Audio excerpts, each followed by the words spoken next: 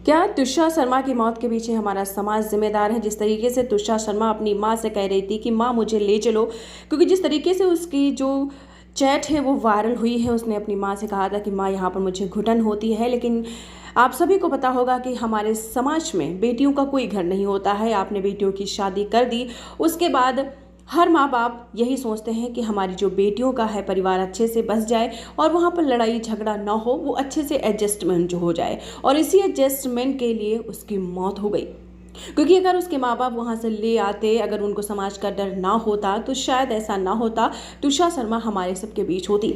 इतना पैसा लगा के उसकी शादी करी, दान दहेज दिया, तब भी ससुराल वाले खुश नहीं हुए।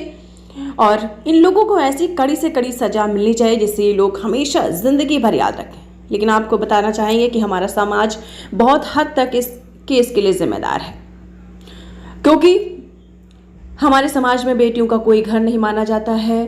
अगर उसकी शादी हो गई तो हर माँ बाप यही सोचते हैं कि उसका वहाँ से अच्छे से एडजस्टमेंट हो जाए, क्योंकि सारे लोग फिर डरने लगते हैं कि परिवार क्या कहेगा और समाज क्या कहेगा। इसी परिवार और समाज के चक्कर में उनकी जो बेटियां हैं वो पिसती रहती हैं। और अब आपको ये भी बता दें कि हमारे देश में 75% ऐसी लड़कियां हैं जिनके साथ यही होता है, लेकिन वो माँ बाप उनके कहते हैं कि बस आप एडजस्ट करो। इसी एडजस्टमेंट के चक्कर में हमारी जो बेटियां हैं उनकी जान चली जाती है।